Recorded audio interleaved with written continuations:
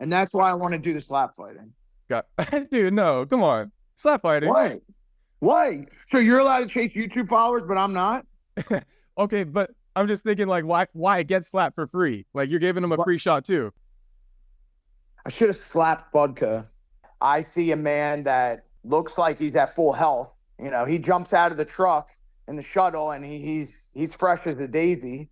And then he goes to step on the scale and all of a sudden he's going to pass out. Bruh, that's a bad look. Brother, Bo Nickel just got booked against Paul Craig.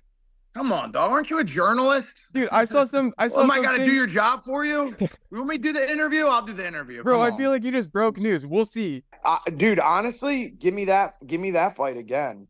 Aaron Jeffery? I know the UFC doesn't really want any parts of him, but I mean, Anthony Hernandez is a tough ass fight, but I like that fight, honestly. Bruno Pereira all day. Give me Bruno Pereira. That's the easiest fight I've ever seen. I've never lost a coin toss. Never in your life? No. All right, so today I'm joined by Andre Petroski, coming off a big win. How are you, man? Fantastic. Awesome, bro. Okay, so let's start before this last fight, right? Because we haven't talked for about like a year or something like that. So I'd like to just start off with Michel Pereira fight and stuff like that. That was like a short notice one and whatnot. Kind of like tell me why you ended up taking that fight and stuff like that. Like on short notice, right? Because you had just fought. I was compensated very handsomely. Yeah. You got paid really good for that one? Very well. Okay. And with how that fight kind of played out and stuff like that, how are you feeling after it? With the Pereira fight? Yeah. I took everything with a grain of salt.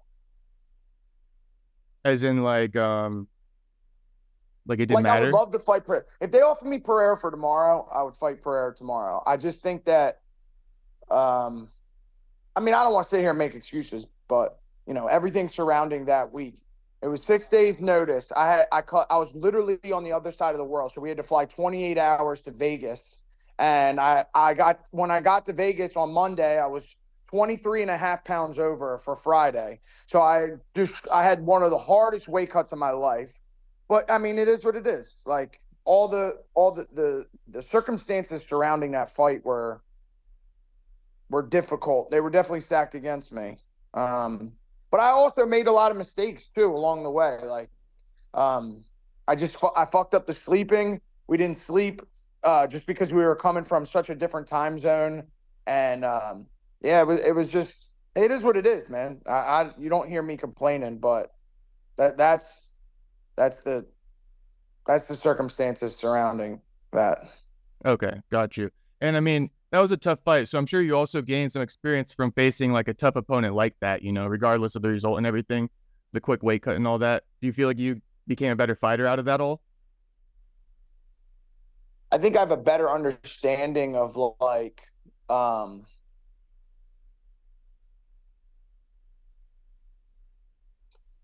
like to think that I'm starting to get a better understanding of like when to say no to situations.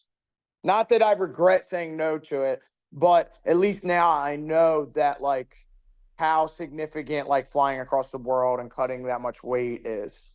Right. Because you were in Thailand before that. Yeah. Okay. And then it was kind of two tough losses in a row, right? Because then you faced Jacob Malkoun, which was a great fight. I was really looking forward to it. But something happened in there, and we just haven't talked since then. So now that I'm speaking to you, I just like to ask you and stuff. A lot of people were wondering what happened in that. You mind just telling me what happened in that? Because it was like a fluke type of thing, right? So he threw a hook at the same time that I was taking a shot, and his thumb grazed the top of my head. That's what cut me open, because there's no covering, there's no padding on the thumb. So his thumb is what hit the top of my head. That's what cut me open. I ended up getting stitches from that. And then after that hook landed, I hit his hip on my shot. So I'm not sure if it's both of them or which one did the damage, but one of them like gave me like a flash. Now I don't think I was like knocked out or anything, but I got like rocked for a second. And I think it was just a second where I kind of like lost my my whereabouts, but he did a good job of, like, as soon as I hit the ground, he threw that kick to the body that kind of just like paralyzed me.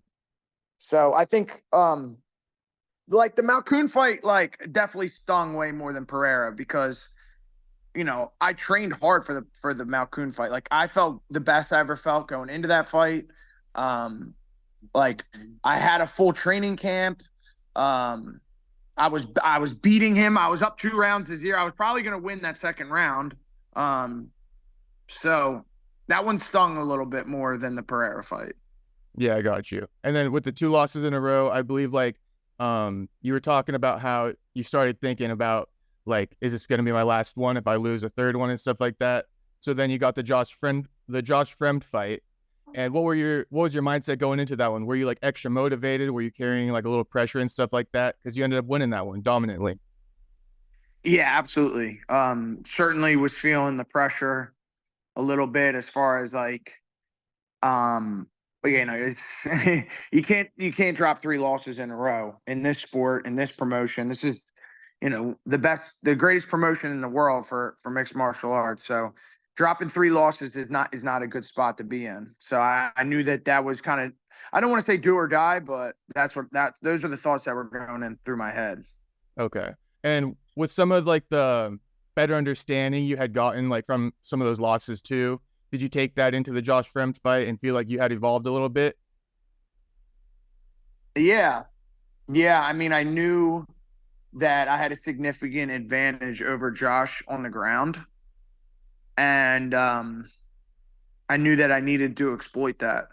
Mm-hmm. You guys trained together in the past, right? Yeah, I was at Factory X for 2 months in 2021, I believe. Okay. And how did that training go? Did you guys just grapple or spar and stuff like that? We did Were a you carrying couple some of that into the fight? smokers. They do smokers, and I did a couple of them with him. Okay. And so you just basically sparred him, like a couple like real fights. Yeah. And did you just grapple him there too? Or how did those ones play out, just out of curiosity? I knew that I had a significant advantage on the ground going into the fight with Josh. Okay, got you. We don't have to talk about it then. And then so after Josh, now you got Dylan Budka, right? And Yeah. I've talked to Dylan Budka, so it's like a common kind of interview I got between you and Dylan. So I like both of you guys, and that was a good fight. He took on like kind of where you had just been, I feel like, with how you took on Michel Pereira, like a really formidable opponent. I felt like Dylan, a young guy, took on a pretty formidable opponent in you. So when you got that opponent and stuff, what were you thinking going into it? When I got the Budka opponent? Yeah, just because you've had some really tough opponents in the past, and then you got like kind of a new guy off Contender Series. Yeah, so I came off my fight with Fremd, and they had this fight for me in the back before I even left the arena. So, typically I would like to at least take a couple days between fights, but it was a good matchup. My coaches felt really confident about the matchup, and so we took it right then and there. Yeah, and with I guess some of the intricacies of fight week, he also had the weight mishap and stuff like that. I got worried, but I just go kind of all in for, like, I worry about the fighter. I don't like to go on the other end and be like, oh, he's faking and stuff. That's for you guys to say. So I got a little worried, but you're thinking it wasn't as serious as he kind of made it out to be, huh? No, I don't blame you, and I think that as a reporter or a journalist, I think that you should advocate for against significant weight cuts, and I think you should advocate for the fighter. So I don't blame you for that. But with that being said, as his opponent, I'm able to see what's going on before he steps on that scale, and I see a man that looks like he's at full health. He jumps out of the truck in the shuttle, and he's fresh as a daisy. And then he goes to step on the scale, and all of a sudden he's going to pass out. So it's like, and then after they're like, oh, like, you can't look this way when you go to see the doctor, and all of a sudden he's fine. So we kind of see like more than you guys see. I also know that he wasn't checking in with the UFC, that their nutritionists that were trying to help him all week. Like, he wanted to do his own thing. I mean, the UFC does so much for us. Like, the extent that they go to providing us meals and the water loading and like, they have it down to the science to make it as convenient and as easy as possible with literally the best nutritionists in the world. And, if you decide that you don't want to do that and you want to do it your way, that's fine. But you better damn sure make sure you make weight. If you want to say, "Oh, I'm gonna do it my way," and then you quit and you give up, like, bruh, that's a bad look, brother. No, brother. Okay. Is that something the UFC does? They track you guys, and if they notice that you're kind of like behind on your cut, they'll intervene and be like, "Hey, let me help you out. Let's start like prepping meals and stuff." They help you every step of the way. As soon as you get on site, as soon as you get to Vegas, hey, what's your weight like? How much water? How many grams of carbs did you eat this day? What would you like to be at before you start your water cut? Dude, they've got it down to a science. Like, they've made cutting weight so safe as possible. I mean, and granted, I'm not like a huge advocate for cutting a lot of weight, but they've made it so convenient, so safe, and like the most effective way to do it. Yeah. And, because, he did miss weight, and this is another thing, is that, you cut all the way down, right? So were you not, and then with what you felt as far as like he didn't really push himself, I guess, because his face wasn't sucked out and stuff. I heard you say that. Was that upsetting to you that you had made weight and then he didn't? Like, does that add to it and everything? Nah, I don't give a shit. You don't even care? Nah, I get 20% of his purse. Why would I care? More money. Oh, that's right. Me. Yeah. Dude, my first 5 fights, I only had one opponent make weight. Yeah, what's up with that? That's got to be, but you don't care. But I would be kind of pissed off about that. You pay me more. I want to make money. I'm here to fight for money. Yeah. I don't care, bro. It just shows me a lack of dedication, a lack of discipline. And you quit. Like, that's at the end of the day, you quit. Like, I'm not gonna say like I've never quit in my life ever, but like at the end of the day, you quit. And quitting is a habit. And once you quit once, it gets easier to quit. So you're gonna tell me, oh, I don't want to fight someone because they're a quitter? I love fighting quitters. I love it. Yeah. I just actually found out though about the win bonus and stuff that you only get 20% of their show money. Not even like if he were to win, you would only get his show money. You know about that? Like, were you aware of that? I was not aware of that. I just found that out. I've also never lost to someone who missed weight, so I guess that situation never arose for me. Okay. I guess it's something maybe, I don't know if you can even negotiate that or if it just is what it is, but because I talked to Damon Jackson and his opponent missed weight and then Damon lost and he didn't get, he only got 30% of his show, not his opponent's win. So something for you guys to look out for. Doesn't seem fair. Yeah. I agree. Maybe it's something you could just ask for in the future if you're trying to negotiate on the spot. You know what? I'll keep that in mind. For sure. Okay, and with how the fight played out, one thing I noticed right on the front is Dylan went for the glove touch, and you weren't down. Do you always not really like to touch gloves, or were you kind of like maybe just carrying some heat going into this one? I usually always touch gloves.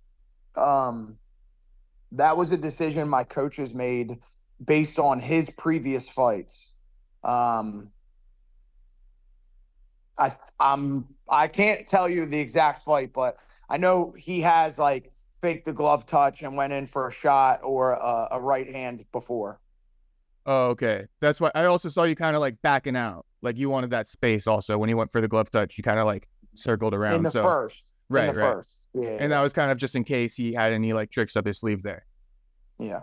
Okay. Dominant performance again, a lot of wrestling there. How would you rate your performance in there? Like as far as like how you expected to perform? I'm like very self-critical. I think that like any champion is. And I see a lot of opportunities where I could have taken high mount and attacked submissions rather than just going for ground and pound. So there's a lot that I can take from it.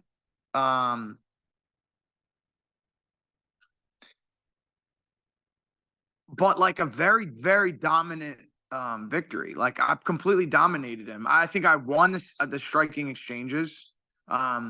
We spent 6 minutes of the fight on our feet, and I think that there were some good striking exchanges, all of which that I think I got the best of. And then obviously the grappling, I completely dominated. Right. And with Dylan also, the way he kind of performed, he was kind of like on his bike. Were you kind of expecting that, or were you expecting him to kind of bang in there? Just because the commentators first round, because I expect him to be on his bike. Okay. Just because the commentators were saying like, oh, I don't expect him to be on his bike because he missed weight, and that's like a draining kind of like style. I don't know about that. Okay. I think Bisbing. I think that was Dean Thomas. Oh yeah, you're right.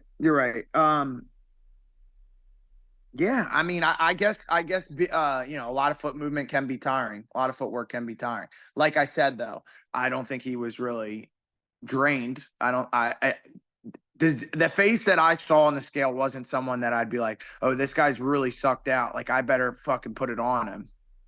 I see. So it's not like he had to change his style. You felt as if he had more energy going into it. I feel what you're saying. Dude, I'm bigger than him. Yeah, it was something. I tried to reach out and stuff. I didn't really get any info, but I'm bigger than him, and I made weight with relative ease. Yeah. I think something's going on. I think he's carrying a little bit too much fat. And if I'm not mistaken, it's harder to lose that fat, right? Than if you're just like muscle bound. I don't know. Maybe you're on to something. I don't know. I mean, you're more shredded and you're bigger than him. So that's what I was thinking too. Yeah. Yeah. I don't know, bro. My coach, Eddie Torres, is pretty fat, and he walks to the mats and he loses like 3 pounds. So I don't know where the science is behind your facts here. All right. Now here's another thing I'm kind of thinking. Well, first off, because you've been a little critical of Dylan, but I also want to highlight something positive you said. You said that he came out there and he like was ready to fight every round and stuff. So do you have any like, positives to say about him or anything like that? I mean, dude, the kid's only 24 years old and he's in the UFC. Like, if I was in the UFC at 24 years old, I think that I'd be way further along in my career. So like, he's in a good spot, but I mean, I think he's his own worst enemy. And yeah, I gave him credit. I did give him credit. Like, if you look at him between every round, like he came out and was like, yo, like he stood there, like he almost like stared me down, like, yo, I'm ready to fight. Now I'll take that with a grain of salt because he did nothing to get back to his feet once he got taken down. But for that 2 minutes that we were on the feet in the beginning of every round, he came out ready to fight. So I give him credit. He didn't quit as easily as I thought he would. He quit way easier on the weight cut than he did in the ring. That's what I'll say. Okay. I mean, yeah, and I'm not a fighter, but I think you're a pretty intimidating guy to fight, especially at like a younger age like that with a lack of experience a little bit. So I think maybe there's something too. When he came into it, it was a tough fight. That's what I'll say. I don't want to discredit him or anything like that. But now moving forward, right? No, absolutely. I mean, honestly, two tough fights in a row for him to start your career off with. Cesar Almeida and then me is no. That's not. They're not giving him any gimmies, So yeah, I agree. Yeah, maybe they can give him kind of like something with the same experience level in this next one, but we'll see. I know, but at the same token, it's like you missed weight and then you didn't do anything to get back to your feet. I don't think the UFC likes that. True. I do hear what you're saying. Now, moving on, right? You faced two kind of like, I would say kind of like what I just said, actually. You had two pretty tough opponents, right, who are surging, and then you got a little bit of a step back in competition. Yeah. Two victories. Now, do you think it's time to get that step back up and retest yourself? Yeah, I do. I think that opponents make good fights. You know what I mean? So like, I think that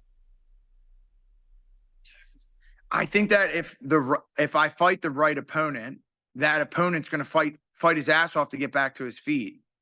And I think my fight with Budka could have turned into a really good fight, like a really exciting fight. But I mean, when you got a guy that just locks his hands behind your head and just holds on for dear life, you know, it takes two. It takes two to tango. You know, granted, I totally understand. I could have taken Mount sooner, and I probably could have done more damage if I took Mount sooner. But it takes two to tango.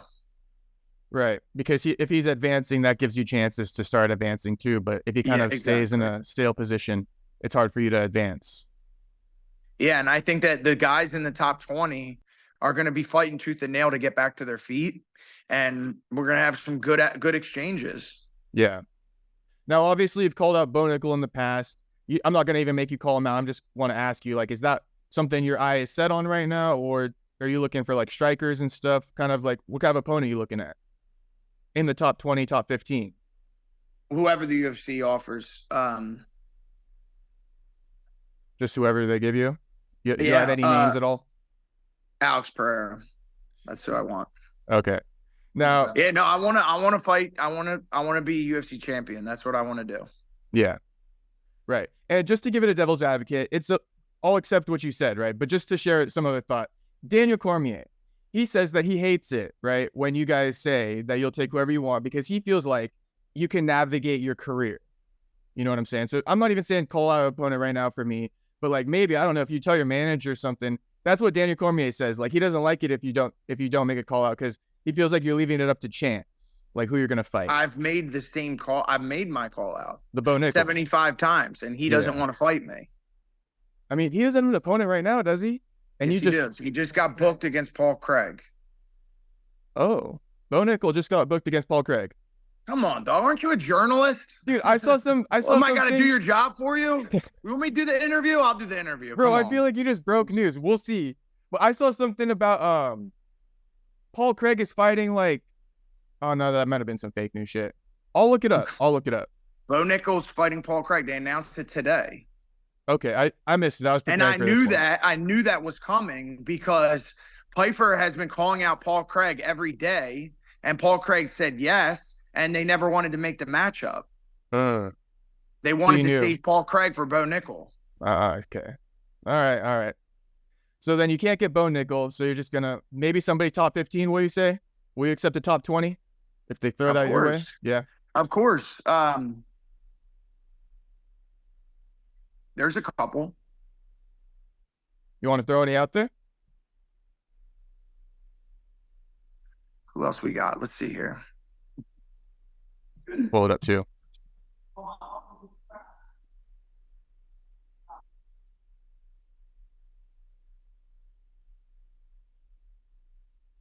I got a couple.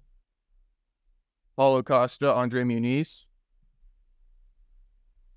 I'll take Andre Muniz. He's a phenomenal grappler. Yeah. I was looking yesterday. I saw that as a good one. Brendan Allen. I mean, Anthony Hernandez is a tough-ass fight, but I like that fight, honestly. Fluffy. Anthony Fluffy. Okay. That's a good one. He's from California. I think he's someone that will engage in the grappling and the striking. Okay. For sure. So we'll go with Anthony Hernandez or Andre Muniz potentially? Bruno Ferreira all day. Give me Bruno Ferreira. Let's go. That's the easiest fight I've ever seen. From Brazil? Yeah. America versus Brazil. All day. Why do you think that's the easiest fight you've ever seen? Bro, he gasses so hard. He throws everything 100%, which is going to make takedowns so easy. He's chinny. He gets knocked out. Okay. Yeah, I like that one. I love it. Let's get you a good opponent. Have it be a banger. The toughest fight here is probably Roman Kopylov. Roman Kopylov. He's a good guy too. Dangerous striker.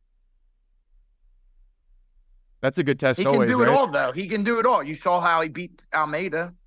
Right. I know they'll never give me the Pereira fight, the rematch, but. Well, he's up at 205 now, if I'm not mistaken. Oh, no. He was at 170, went up to 185. Correct. Yeah. Hey, maybe one day, because he's a beast. You guys keep winning, it's gonna He have is a to happen. beast. Bro, I think he's on a 9-fight win streak. Yeah. And what he did to Michel Oleksiejczuk was pretty crazy too. Very impressive because that he's no slouch either. Right. Just a random one. I would take that Jun Yong Park. Jun Yong Park. Hell yeah. Okay. Tavares gets hurt all the time, so if he pulls out, call me. Okay. I'm the short notice king. What date is that one? That's October 12th. That's very soon. Yeah, about a month. But hey, I do have the most short notice fights in the UFC. I think that's why you're in good graces. That's why you kind of get fights quickly and shit like that. Yeah. Yeah. So you probably don't have to regret the Pereira fight too much because paid off a little bit. Or look, if Weidman pulls out against Weidman. Eric Andrews, if he pulls out against Weidman? Yeah. Okay, for sure. So Dude, we got some good Weidman's opponents a there. Legend. Yeah. That's what I'm saying. I think two more fights and you're going to probably end up fighting a big name. That's why I even threw Paulo Costa in there because that's kind of realistic in like a fight after one more. Dude, I like the Paul Costa matchup, dude. We're both meatheads. We both have a vicious tan. It could be exciting. Country versus country, that's always a good one. I always like that. Hell yeah. Yeah. Now, just last thing about this stuff, date or anything like that. You're the short notice king, but at the same time, you got a date that would be ideal, something you've been looking at?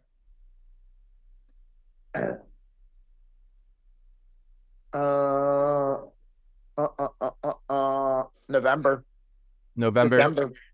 December. I think UFC Tampa's December might be like the last event. Dude, like that'd be perfect. Yeah, something like that. That would be perfect. Okay, sounds good then. All right, and then I can cut this out if you would like to, Andre, but I just want to ask you. You got mad at me for Dylan Dennis, right? So are we good, or you mad at me still for that? I don't even remember that. Oh, you don't remember? You commented. You asked me what I thought about Dylan Dennis or something? Yeah, but that was fine. But then afterwards, I made a post and you like stop posting him or something like that. And then you unfollowed me, which is fine. But I was just wondering if you mad at me and shit like that. That makes sense. Yes.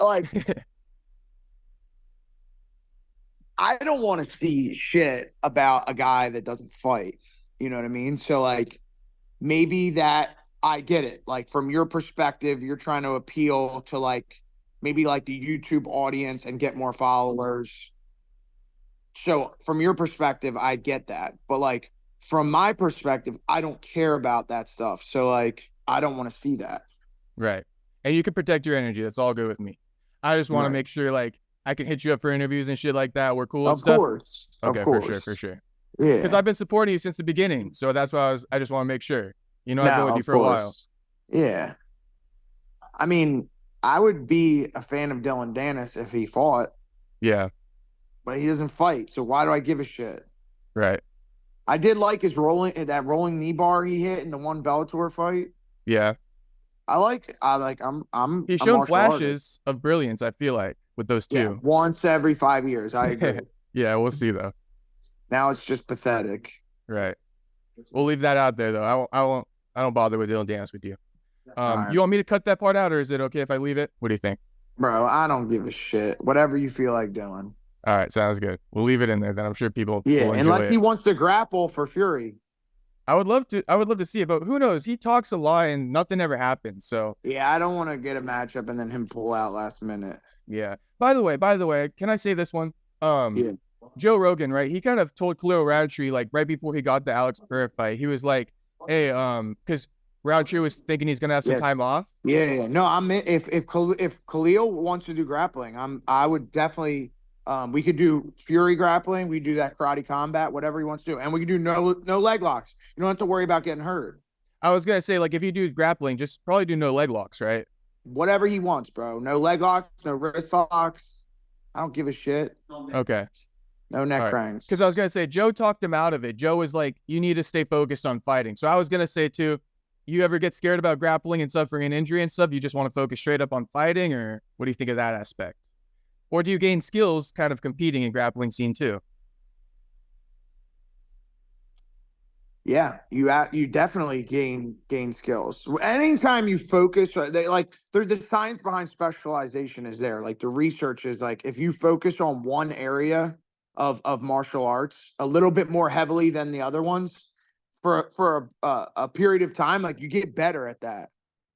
But if you're trying to work on your boxing on Monday night and then Tuesday morning you're working on your jiu-jitsu and then like, bro, you got to do shit consistently. Like if you really want to get better at boxing, like you got to do it like a couple sessions in a row, like you at least a couple times a week. Doing boxing, if you're working on a technique on Monday and then you don't revisit that technique until next Monday's boxing class, like, bro, you're not going to get better. Facts. Because you have to drill that, and then it becomes easier after drilling it. Well, when you do a grappling match, when you have a grappling match in 3 weeks, like you mainly focus on just grappling. Yeah, and you pick up a few techniques before that too, and then you can take that in the next fight. Sorry, and that's why I want to do the slap fighting. Dude, no, come on, slap fighting. Why? So you're allowed to chase YouTube followers, but I'm not. Okay, but I'm just thinking, like, why get slapped for free? Like you're giving them a free shot too. Who said I'm letting him slap me? You think you're just gonna knock him out the first one? What if you lose? I win the coin toss, bro. I'm the coin. I've never lost a coin toss. Never in your life. No. All right, give Andre a shot. Dude, give me a shot, man. That's all I need. One shot, one opportunity to seize everything I ever wanted. Be the first UFC fighter on slap fight. Maybe that could happen. I don't know. Well, Paige did it. She was a UFC fighter. Right, but like active. Be kind of crazy. I should have slapped Budka. And they would have been like, why did you slap him? I'd be like, I was training for the slap championships. Your audition. I'm auditioning real quick. Right. All right, bro. I had one more, but it kind of just slipped my mind. So I'll let you go, man. Thank you for your time again. It didn't slip your mind. Ask it. I'm trying to think. Don't be shy. What were we asking just before what were we talking about just before we talked about slap fighting? Shit, that was 10 seconds ago. And we were talking about the grappling and shit, but oh yeah, grappling. Khalil Roundtree. I asked you about that. The part about Joe you were Rogan. like, do you worry about getting hurt? Right. It totally slipped my mind. You know, I got one more for you though.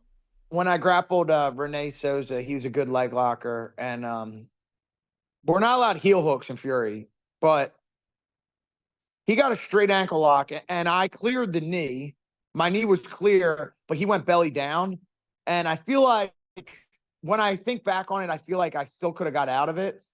Like I feel like I tapped anyway, but I remember I was just disappointed. I was like, I could have fought out of that, but you're right. I mean, your grappling, it doesn't mean anything compared to your fighting career. Your fighting career is so much more important.